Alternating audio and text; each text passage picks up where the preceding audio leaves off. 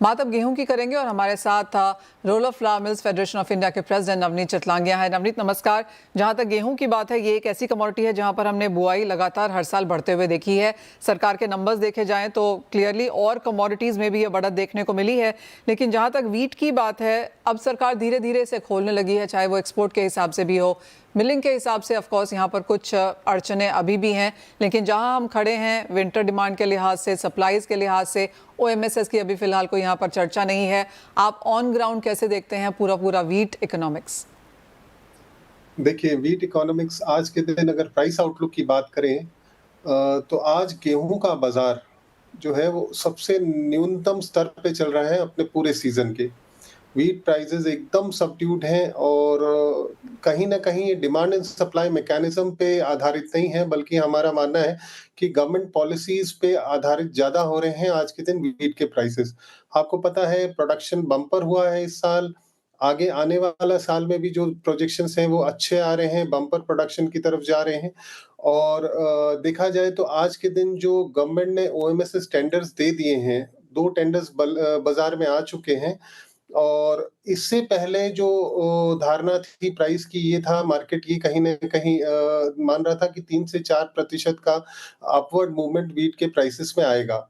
लेकिन ओएमएसएस टेंडर्स आने के बाद में प्राइसेस अब सबको दिख रहे हैं कि बढ़ने की आशंका नहीं है। प्राइसेस जहाँ हैं यहीं रहेंगे, निचले स्तर पे हैं।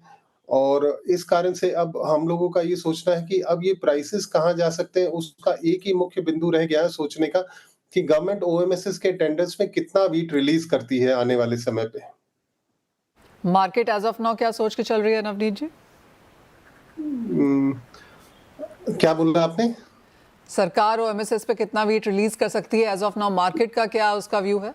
सरकार ने जो अपने ऑर्डर्स में लिखा है वो तो 3 मिलियन टन ऑफलोड करने का गवर्नमेंट ने बोला है।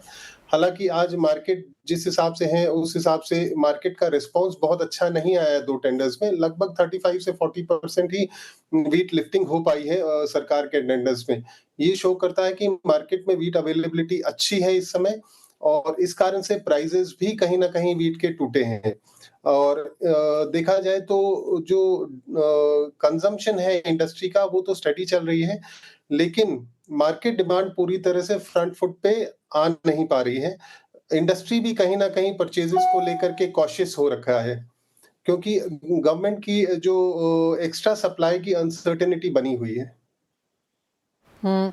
एक फाइनल चीज नवनीत जी, जैसे आपने कहा कि प्राइसेस काफी यहाँ पर गिर चुके हैं, अगर हम विंटर के सीजन की बात करें अगले 3 महीने के लिहाज से कहाँ जाते हुए और किस रेंज में आपको प्राइसेस लगते हैं? नहीं, अब ये सारे प्राइसेस जो रेंज है वो गवर्नमेंट पॉलिसी पे ही निर्धारित है और हमारे को ऐसा नहीं लगता अब कि कोई प्राइसेस में कोई बहुत बड़ी उछाल या कोई भी चीज़ आएगी, क्योंकि गवर्नमेंट को अपने स्पेसेस को खाली करना है, अपने गोडाउन्स को खाली करना है। वो उन्होंने अपना टारगेट बना लिया है कि हमको जितनी जल्दी गोडाउन्स क्लियर कर पाएँगे, उतना ही हम आगे प्रोक्योरमेंट की तरफ सोच पाएँगे, निर्णय ले पाएँगे। तो जब सरकार का मकसद इस समय प्राइस कंट्रोल करने का नहीं है, अपने स्पेस खाली करने का है, तो प्राइसेस में कहीं भी हमारे को उछाल अभी तो नहीं दिख रहा है। प्राइसेस जहाँ हैं यहीं रह सकते हैं या कहा जाए कि यहाँ से 10, 20, 50 रुपए ऊपर-नीचे हो सकते हैं, इससे ज़्यादा और कोई गुंजाइश नहीं है।